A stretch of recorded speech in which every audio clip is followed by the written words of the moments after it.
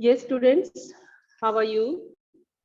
आज का बेटा हमारा जो पाठ है वो है भीमराव अंबेडकर द्वारा रचित दो जो है ये हमारे पाठ हैं, श्रम विभाजन और जाति प्रथा, और दूसरा है मेरी कल्पना का आदर्श समाज। तो उसमें सबसे जो फर्स्ट जो है लेसन है श्रम विभाजन और जाति प्रथा, पहले हम ये करेंगे। सबसे पहले अंबेडकर जी के बारे में जो है हम देखते हैं। भीमराव अंबेडकर कौन थे ये पता है? इनको संविधान निर्माता जो है माना जाता है, भीमराव अंबेडकर जी को। इनका जो है जन्म 14 अप्रैल सन 1891 को महू उत्तर प्रदेश में हुआ। कहाँ पर? महू उत्तर प्रदेश में। कब? 14 अप्रैल 1891 को। प्रमुख रचनाएं हैं the costs in India, the costs in India, देवरे मैकेनिज्म और जोसिस and development.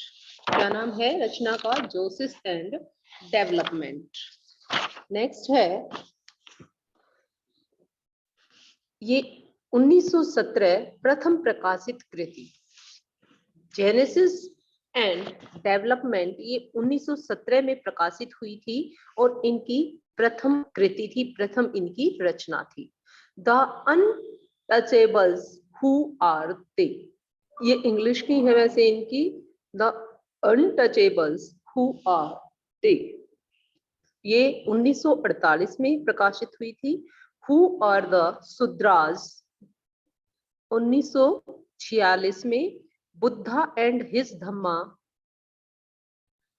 Buddha and his Dhamma 1957 में। Thoughts on linguistic states, thoughts on linguistic states 1955 में। The problem of the rupee 1923 में प्रकाशित हुई। The evolution of provisional finance and in British India, ये उनकी PhD जब उन्होंने की तो थी उनकी 1916 में।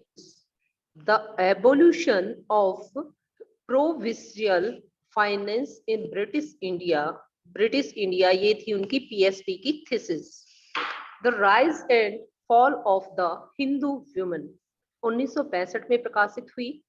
एनिहिलेशन ऑफ कास्ट 1936 में। लेबर एंड पार्लियामेंट्री डेमोक्रेसी 1943 में। बुद्धिज्म एंड कम्युनिज्म 1956 में प्रकाशित हुई। पुस्तकें व भाषण मूक नायक बहिष्कृत, ये इन्होंने पुस्तकें लिखी हैं और भाषण मूक नायक और बहिष्कृत। भारत जनता, जनता पत्रिका का इन्होंने संपादन किया। हिंदी में उनका संपूर्ण वाङ्मय भारत सरकार के कल्याण मंत्रालय से बाबा साहब अंबेडकर संपूर्ण वाङ्मय नाम से 21 खंडों में प्रकाशित हो चुका है। कितने खंडों में? 21 खंडों में, अलग अलग जो है भागों में बांटकर, 21 भागों में बांटकर इनका जो साहित्य है वो किस नाम से प्रकाशित हो चुका है? बाबा साहब अंबेडकर, बाबा साहब आम्बेडकर संपूर्ण वाङ्मय। क्या नाम है इनके जो 21 खंडों में जो इनका प्रकाशित हुआ है साहित्य, उसका नाम है बाबा साहब आम्बेडकर संपूर्ण वाङ्मय। निधन इनका दिसंबर सन 1956 ईस्वी में हुआ, दिल्ली में। जन्म 14 अप्रैल 1891 में, निधन सन 1956 में। अब देखिए दिल्ली में अगर इंसानों के अनुरूप जीने की सुविधा कुछ लोगों तक ही सीमित है, तब जिस सुविधा को आमतौर पर स्वतंत्रता कहा जाता है उसे विशेषाधिकार कहना उचित है। तो देखिए क्या कहा है उन्होंने, अगर इंसानों के अनुरूप, भाई जो इंसानों को फैसिलिटीज होनी चाहिए, जो सुविधाएं होनी चाहिए उनके अनुरूप अगर जीने की सुविधा कुछ ही लोगों तक सीमित हो, अगर फैसिलिटीज, अगर सुविधाएं कुछ ही लोगों तक दी जाएं, तब जिस सुविधा को आमतौर पर स्वतंत्रता कहा जाता है कि भाई हम स्वतंत्र हैं, तो उसे विशेषाधिकार कहना उचित है। देखिए क्या कहा है, अगर मान लो सुविधा, अगर फैसिलिटीज, सुविधा कुछ ही लोगों तक सीमित है, कुछ ही लोगों को सुविधाएं मिल रही हैं, तो उसे स्वतंत्रता नहीं कहा जाना चाहिए, उसे तो विशेषाधिकार कहा जाना चाहिए। किसकी वर्डिंग है ये? बाबा साहेब आम्बेडकर की, डॉक्टर भीमराव अंबेडकर की ये उक्ति है कि अगर सुविधाएं कुछ ही लोगों तक सीमित हैं, तो तब हमें इसे स्वतंत्रता नहीं कहना चाहिए, तब हम इसे क्या कहेंगे?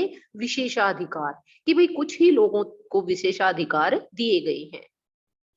मानव मुक्ति के पुरोध बाबा साहेब अंबेडकर अपने समय के सबसे सुपठित जनों में से एक थे। पुरोधा क्या था कि जिन्होंने मानव मुक्ति का सबसे पहले जो कदम उठाया, शुरुआत जिन्होंने की, वो कौन थे? बाबा साहेब अंबेडकर। कि हर मनुष्य को समान अधिकार मिले, कोई विशेषाधिकार वाला ना हो।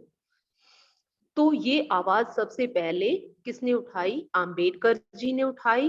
तो उनको क्या कहा गया है? मानव मुक्ति के पुरोधा कहा गया है, क्योंकि सबसे पहले उन्होंने इस संदर्भ में आवाज उठाई। प्राथमिक शिक्षा के बाद बड़ौदा नरेश के प्रोत्साहन पर उच्चतर शिक्षा के लिए न्यूयॉर्क, फिर वहां से लंदन गए। तो जो प्राथमिक शिक्षा के बाद इन्होंने जो है बड़ौदा नरेश के प्रोत्साहन पर उच्चतर शिक्षा के लिए वो न्यूयॉर्क चले गए। अपनी प्राथमिक शिक्षा प्राप्त करने के बाद ये क्या है कि बड़ौदा के नरेश ने इनको प्रोत्साहित किया, इनकी सहायता की, और उच्चतर शिक्षा के लिए कहाँ पर, मतलब जो हायर एजुकेशन थी, उच्चतर शिक्षा थी, वो इन्होंने कहाँ से प्राप्त की? न्यूयॉर्क, अमेरिका से। फिर वहां से ये लंदन गए। अमेरिका से कहाँ चले गए थे ये? लंदन। सिर्फ प्राथमिक शिक्षा इन्होंने यहाँ प्राप्त की थी भारत में। उन्होंने संस्कृत का धार्मिक, पौराणिक और पूरा वैदिक वाङ्मय अनुवाद के जरिए पढ़ा और ऐतिहासिक, सामाजिक क्षेत्र में अनेक मौलिक संस्थापनाएं प्रस्तुत की। सब मिलाकर वे इतिहास, मीमांसक, विधिवेता मतलब कानून विशेषज्ञ, अर्थशास्त्री, समाजशास्त्री, शिक्षाविद तथा धर्म दर्शन के व्याख्याता बनकर उभरे। भाई उन्हें हर, ये नहीं सिर्फ कि वो कानूनी तौर पर ही जो है मास्टरी थी उनकी, विशेषज्ञ थे कानून के ही, उनको कई जो है क्षेत्रों में जो है मास्टरी मिली या विशेषज्ञता हासिल उन्होंने की। जैसे इतिहास के बारे में भी उन्हें बहुत अच्छी जानकारी थी, कानूनों के बारे में भी, अर्थशास्त्री भी थे वो, और समाजशास्त्री भी, और शिक्षाविद भी, और धर्म दर्शन, फिलोसफी जिसको आप कहते हैं, धर्म दर्शन क्या होता है? फिलोसफी, कि वो एक फिलोसोफर भी थे।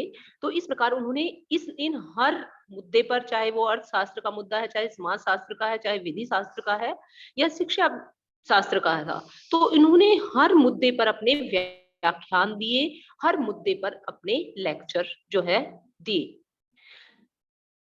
स्वदेश में मतलब हर चीजों के प्रोफेसर थे, व्याख्याता थे, व्याख्यान देने वाले थे। स्वदेश में कुछ समय उन्होंने वकालत भी की। स्वदेश अपने देश में, विदेश क्या होता है? दूसरा देश। स्वदेश में उन्होंने कुछ समय तक वकालत की, यानी कि वकील का, ऐसे वकालत का काम उन्होंने किया। समाज और राजनीति में बेहद सक्रिय भूमिका निभाते हुए उन्होंने अछूतों, स्त्रियों और मजदूरों को मानवीय अधिकार व सम्मान दिलाने के लिए अथक प्रयास किए, अथक संघर्ष किया, अथक, बिना थके हुए, निरंतर, लगातार। उन्होंने तो अछूतों के उद्धार के लिए, स्त्रियों के और मजदूरों के मानवीय अधिकारों को सम्मान दिलाने के लिए उन्होंने अथक प्रयास किए। भारतीय संविधान के निर्माताओं में से एक डॉक्टर आम्बेडकर जो हैं, आधुनिक भारतीय चिंतन में अत्यंत महत्वपूर्ण स्थान के अधिकारी हैं। अगर हम आधुनिक भारत का चिंतन करें तो जिन योजनाओं को आज हम अपना रहे हैं, तो इनके अधिकारी कौन है? महत्वपूर्ण स्थान किनको दिया जा सकता है? अंबेडकर जी को। उन्होंने जीवन भर दलितों की मुक्ति एवं सामाजिक समता के लिए संघर्ष किया। भाई समाज में सब बराबर हों, सामाजिक समता, ये नहीं है कि उच्च वर्ग का है ये नीच वर्ग का है, तो उन्होंने सामाजिक समता के लिए संघर्ष किया। उनका पूरा लेखन इसी संदर्भ और सरोकार से जुड़ा हुआ है। स्वयं दलित जाति में जन्मे थे वो। दलित क्या होते हैं? जैसे आप कहते हैं शेड्यूल कास्ट, बैकवर्ड क्लासेस, तो ये दलित कैटेगरीज में जो है वो उस समय उत्पन्न हुए थे। तो उस समय माहौल ही ऐसा था। अंबेडकर को बचपन से ही जाति आधारित उत्पीड़न, शोषण एवं अपमान से गुजरना पड़ा था।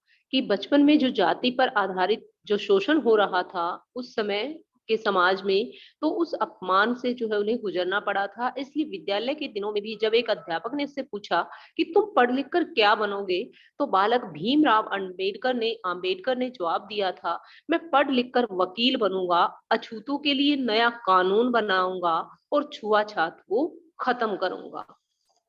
तो उन्होंने ये जवाब जो है अपने अध्यापक को दिया था, जो आपको डार्क हेडलाइन में दिख रहा होगा।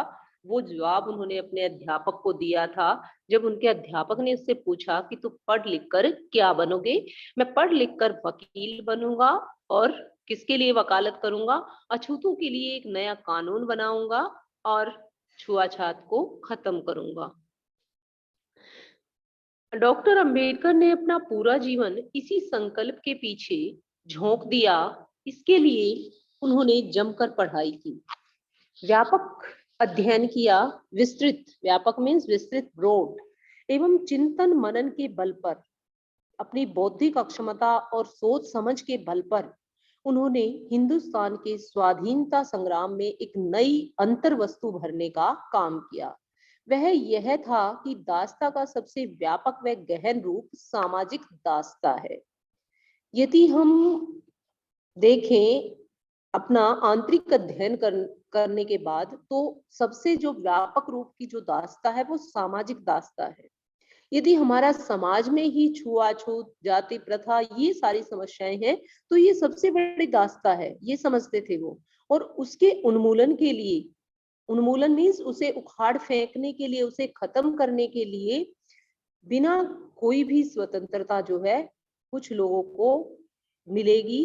और यदि कुछ लोगों को स्वतंत्रता मिलेगी तो हम इसे स्वतंत्रता नहीं कह सकते, तब हम इसे विशेषाधिकार कहेंगे। तो क्या कहा उन्होंने? यदि समाज को दासत्व से मुक्त नहीं किया जाएगा, यदि हमारा समाज ही ऐसा रहेगा कि एक दूसरे को ऊंच नीच वो समझता रहेगा, तो तब तक जो है हम अपने देश को स्वतंत्र नहीं कह सकते। तब तो जो उच्च वर्ग के लोग हैं उनको ही कोई विशेष अधिकार मिले हुए हैं और वही व्यक्ति केवल उन विशेषाधिकारों का प्रयोग कर रहे हैं, तब हम जो हमारी जो स्वतंत्रता है वो अधूरी स्वतंत्रता है।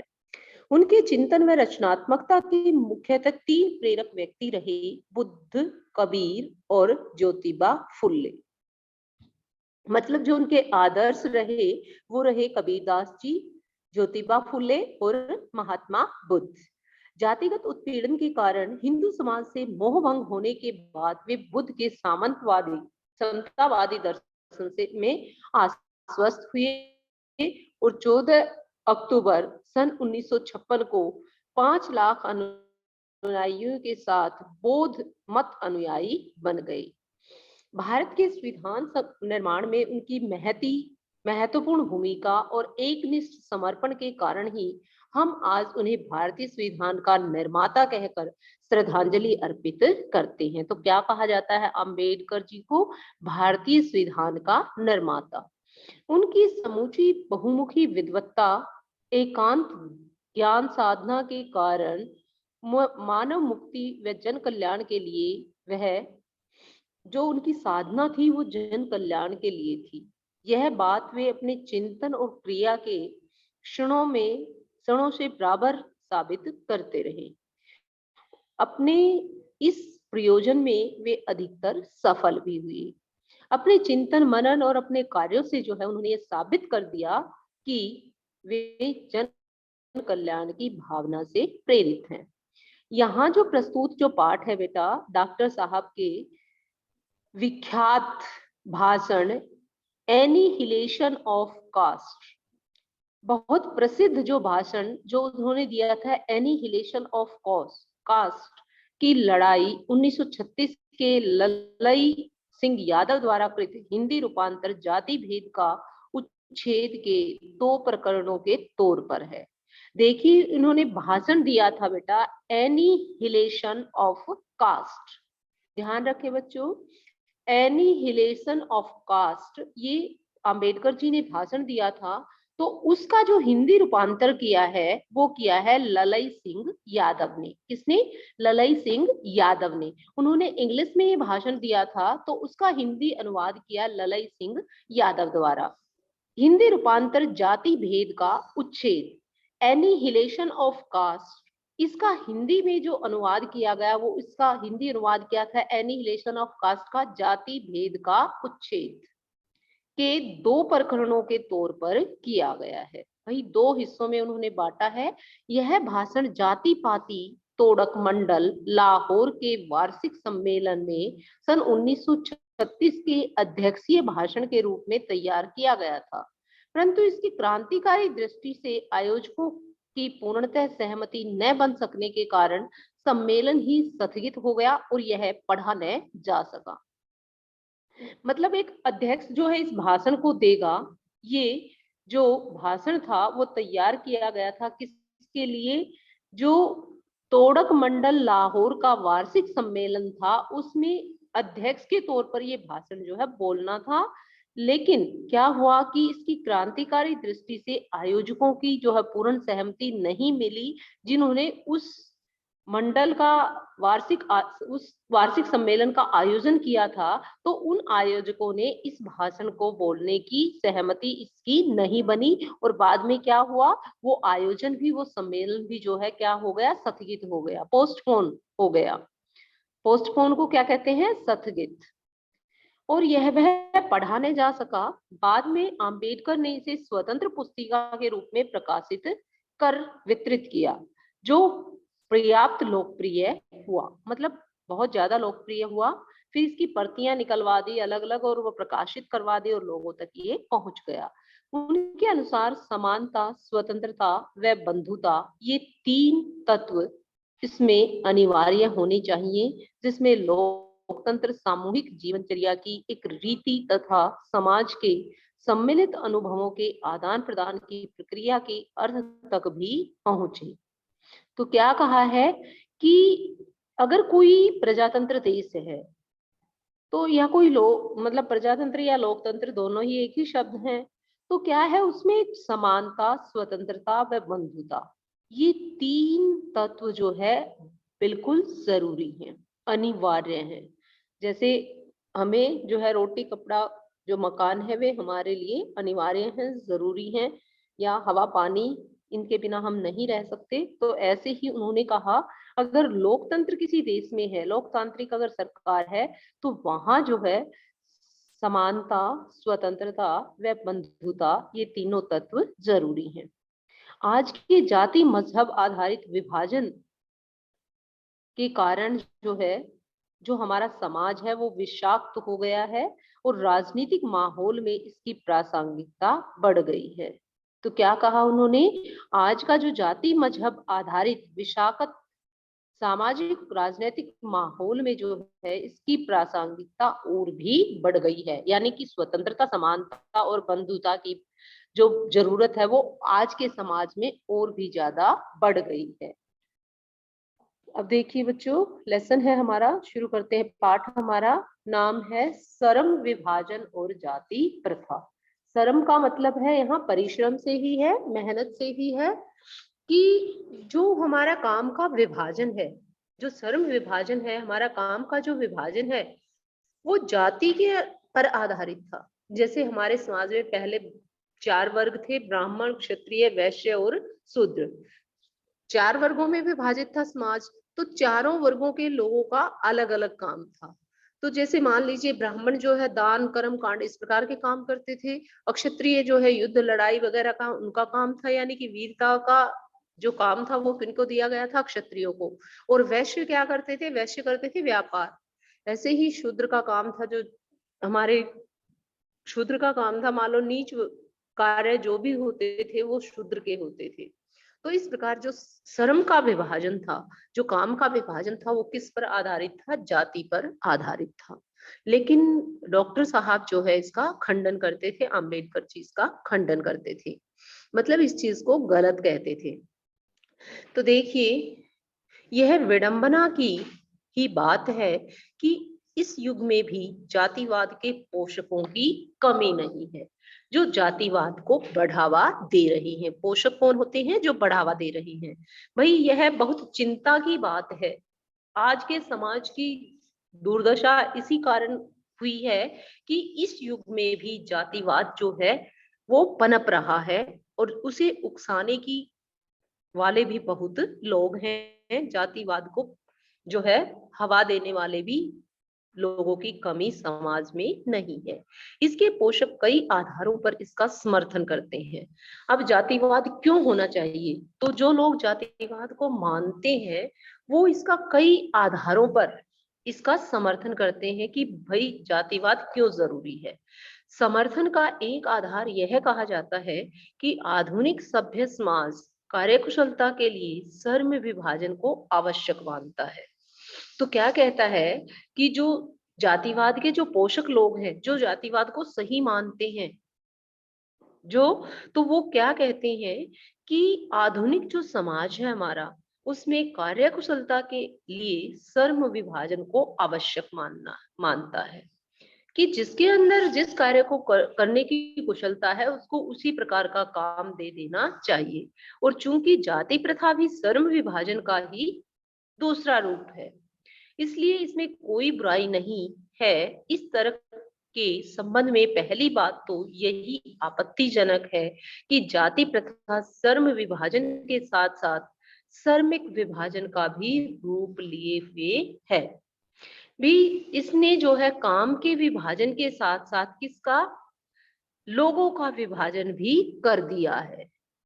जाति प्रथा और श्रम विभाजन काम का विभाजन, भाई जाति के अनुसार जो है काम देना। तो इस श्रम विभाजन और जाति प्रथा ने क्या कर दिया है बेटा, श्रमिकों का भी विभाजन कर दिया है। यानी कि लोगों के अंदर भी जो है एक अलग भावना इसने भर दी है। श्रम विभाजन निश्चय ही सभ्य समाज की आवश्यकता है। भाई श्रम का विभाजन जो है आज की सभ्य समाज की जो है आवश्यकता है। भाई श्रम विभाजन क्या है, आज के सभ्य समाज की आवश्यकता कैसे है। भाई हम रुचि के अनुसार काम दें, जो जिस काम में जिसका इंटरेस्ट है, जो जिस काम को अच्छे क्रिएटिव तरीके से कर सकता है, जिसके अंदर एबिलिटी है, योग्यता है उस काम को करने की, तो उसे उस प्रकार का काम दिया जाए, चाहे वह किसी भी जाति या वर्ग से संबंधित क्यों न हो। ये नहीं कि भी वैश्य वर्ग से संबंधित है तो उसे केवल व्यापार का ही काम दिया जाए, या यदि कोई ब्राह्मण वर्ग से संबंधित है और वो इंजीनियरिंग में जाना चाहता तो ये नहीं सिर्फ वो कर्मकांड ही करेगा या यज्ञ हवन ही करेगा, तो ऐसा नहीं होना चाहिए। तो क्या कहते हैं कि जो श्रम विभाजन के साथ साथ श्रम विभाजन और जाति प्रथा है, इसने क्या है, श्रमिक विभाजन का रूप ले लिया है।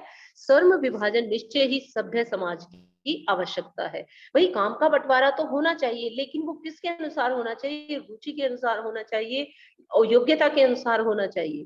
परंतु किसी भी सभ्य समाज में श्रम विभाजन की व्यवस्था श्रमिकों का विभिन्न वर्गों में अस्वाभाविक विभाजन नहीं करती। भाई कोई भी सभ्य समाज में कोई भी काम की विभाजन की जो व्यवस्था है वो श्रमिकों का विभिन्न वर्गों में विभाजन नहीं करती। भारत की जाति प्रथा की एक और विशेषता यह है कि यह श्रमिकों का अस्वाभाविक विभाजन ही नहीं करती, बल्कि विभाजित विभिन्न वर्गों को एक दूसरे की अपेक्षा ऊंच नीच भी करार देती है। कि ये नहीं कि सिर्फ काम का ही विभाजन गलत तरीके से होता जाति प्रथा के कारण, ये तो उनको ऊंच नीच करार भी दिया जाता है। जो कि विश्व के किसी भी समाज में नहीं पाया जाता। अगर आप विश्व के सभी देशों में किसी भी देश में जाकर देखोगे तो जो ऊंच नीच नीच का जो ये विभाजन है हमारे देश में, तो ये आपको कहीं पर भी नहीं मिलेगा। जाति प्रथा को यदि श्रम विभाजन मान लिया जाए, यदि हम जाति प्रथा को ये मान ले कि भाई ये काम का विभाजन है, तो यह स्वाभाविक विभाजन नहीं है। भाई मान लीजिए एक, अगर हम जाति प्रथा को श्रम विभाजन मान भी लेते हैं, तो यह सही विभाजन नहीं है, क्योंकि यह मनुष्य की रुचि पर आधारित नहीं है। ये बात मैंने पहले ही आपको बता दी थी। क्योंकि अगर हम जाति प्रथा के अनुसार काम देंगे, जाति के अनुसार काम देंगे, तो यह सही विभाजन नहीं होगा। क्यों नहीं होगा? क्योंकि यह रुचि पर आधारित जो है, मनुष्य की रुचि पर आधारित नहीं है। कुशल व्यक्ति या सक्षम श्रमिक समाज का निर्माण करने के लिए यह आवश्यक है कि हम व्यक्तियों की क्षमता इस सीमा तक विकसित करें जिससे वह अपना पेशा या कार्य का चुनाव स्वयं कर सके। देखो कितनी अच्छी बात लिखी है कि कुशल व्यक्ति या सक्षम श्रमिक समाज का निर्माण करने के लिए, भाई यदि हमें ट्रेंड जो है व्यक्ति तैयार करने हैं, कुशल व्यक्ति अगर हमने तैयार करने हैं और हमने सक्षम श्रमिक तैयार करने हैं जो अपने काम को करने में सक्षम हो, यदि हमने ऐसे समाज का निर्माण करना है, तो पहले हमें ऐसे व्यक्तियों की का निर्माण करना पड़ेगा जिनका अपना पेशा या कार्य चुनाव करने का स्वयं जिनके अंदर जो है योग्यता होगी। पहले हमें ऐसे व्यक्तियों को जो है पैदा करना पड़ेगा, ऐसे व्यक्तियों की सोच बनानी पड़ेगी कि वे अपना जो है रुचि के अनुसार कार्य चुन सके। इतने योग्य व्यक्ति बनाने होंगे कि उन पर कोई काम थोपा न जाए, वे अपनी रुचि के अनुसार अपने कार्य का चुनाव कर सकें। इस सिद्धांत के विपरीत जाति प्रथा का दूषित सिद्धांत यह है कि इससे मनुष्य के प्रशिक्षण क्या होता है? ट्रेनिंग की ट्रेनिंग अथवा उसकी निजी क्षमता का विचार किए बिना दूसरे ही दृष्टिकोण जैसे माता पिता के सामाजिक स्तर के अनुसार पहले से ही अर्थात गर्भ धारण के समय से ही मनुष्य का पेशा निर्धारित किया जाता है। अब क्या कहते हैं आम्बेडकर जी कि जो जाति प्रथा और श्रम विभाजन है, इस सिद्धांत के आधार पर क्या किया जाता है कि ना तो मनुष्य के को कोई पहले प्रशिक्षण दिया जाता अथवा ना उसकी निजी क्षमता पर विचार किया जाता, भाई उसके अंदर कितना वो व्यक्ति कर सकता और कौन सा काम कर सकता है, ना इस बात पर विचार किया जा सकता जाता। और क्या होता है कि बिना विचार किए ही क्या होता है कि माता पिता के सामाजिक स्तर के अनुसार पहले ही गर्भ धारण के समय ही उसका पेशा डिसाइड कर दिया जाता है, निर्धारित कर दिया जाता है। जाति प्रथा पेशे का दोषपूर्ण पूर्व निर्धारण ही नहीं करती, बल्कि मनुष्य को जीवन भर के लिए एक पेशे में बांध भी देती है। कि जो जाति प्रथा है वो केवल अपने पेशे का ही दोषपूर्ण पूर्व निर्धारण नहीं करती, बल्कि मनुष्य को जीवन भर के लिए उस पेशे से बांध देती है। ये नहीं कि भाई चलो एक बार ही मान लीजिए गलत चुनाव कर लिया किसी पेशे का, अगर आदमी बदलना चाहता है तो वो नहीं बदल सकता था। जैसे मैंने आपको शुरू में ही बताया है कि जो समाज है वो जाति प्रथा या संप्रदाय के कारण जुत्वों में बटा हुआ था, तो बाई चांस अगर किसी बच्चे ने अपने किसी व्यक्ति ने अगर अपने पेशे को शुरू में स्वीकार कर लिया है, तो वो उसे बाद में भी चेंज नहीं कर सकता था, नहीं बदल सकता था। जाति प्रथा पेशे का दोषपूर्ण पूर्व निर्धारण ही नहीं करती, बल्कि मनुष्य को जीवन भर के लिए एक पेशे से बांध भी देती है। जीवन भर वही काम करना है, चाहे आपका उसमें इंटरेस्ट है, रुचि है या नहीं है। भले ही वो पेशा जो है उपयुक्त हो, पर्याप्त हो, यानी कि उससे आपकी आवश्यकताएं पूरी न हो रही हो। चाहे आप भूखे मर रहे हो उस पेशे के कारण, लेकिन आप बदल नहीं सकते थे। आधुनिक युग में यह स्थिति प्राय आती है क्योंकि उद्योग धंधों प्रक्रिया व तकनीकी में निरंतर विकास और कभी कभी अकस्मात परिवर्तन हो जाता है। अकस्मात क्या होता है? अचानक, परिवर्तन, बदलाव। तो क्या कहता है, कई बार क्या होता है, उद्योग धंधों व तकनीकी में निरंतर विकास और कभी कभी कारण अकस्मात जो है चेंज भी हो जाता है, परिवर्तन भी हो जाता है। और क्या होता है, इसके कारण जो है मनुष्य को अपना पेशा बदलने की आवश्यकता पड़ सकती है। भाई परिस्थितियों के अनुसार मनुष्य को, मान लीजिए अब किसी पे कोई पेशा थोप दिया गया कि भाई नहीं आपने यही काम करना है, भाई आपको इसी काम की ट्रेनिंग दी जा सकती है और बाद में भी नहीं बदला जा सकता उस काम को। लेकिन क्या होता है, कई बार परिस्थितियां ही ऐसी प्रतिकूल हो जाती हैं कि हम वो काम नहीं कर पाते, बद चाहकर भी जो है अपना पेशा नहीं बदल सकते। यदि प्रतिकूल परिस्थितियों में भी मनुष्य को अपना पेशा बदलने की स्वतंत्रता नहीं है, तो इसके लिए भूखों मरने के अलावा क्या चारा रह जाता है। हिंदू धर्म की जाति प्रथा किसी भी व्यक्ति को ऐसा पेशा चुनाव करने की अनुमति नहीं देती जो उसका पैतृक पेशा ना हो, भले ही वह उसमें पारंगत हो, कुशल। एक प्रकार पेशा परिवर्तन की अनुमति न देकर जाति प्रथा भारत में बेरोजगारी का को भी बढ़ावा दे रही है। बेरोजगारी का भी एक प्रमुख और प्रत्यक्ष कारण बनी हुई है। देखिए, मान लीजिए कोई धार्मिक कर्म कांड करता है तो क्या होता है, यदि उसके पास उस पैसे से पर्याप्त कमाई नहीं हो रही है तो क्या होगा, उसके हालात जो है भूखे मरने वाले होंगे और वह चाहकर भी उस पैसे को ना बदल सकता है और ना उस पैसे से उसकी जरूरतें पूरी हो रही हैं। तो क्या होगा, बेरोजगारी भी बढ़ेगी जो है और गरीबी भी बढ़ेगी इससे। इस प्रकार हम देखते हैं कि श्रम विभाजन की दृष्टि से भी जाति प्रथा गंभीर दोषों से युक्त है। कि श्रम विभाजन की दृष्टि से जो जाति प्रथा है उसमें गंभीर दोष आ गए हैं। जाति प्रथा का श्रम विभाजन मनुष्य की स्वेच्छा पर निर्भर नहीं रहता, कि यदि हम पेशे के अनुसार, जाति विभाजन के अनुसार यदि पेशा दे तो इससे जो है मनुष्य की स्वेच्छा नहीं होती, इसमें मनुष्य की अपनी इच्छा नहीं होती, उसका अपना इंटरेस्ट नहीं होता।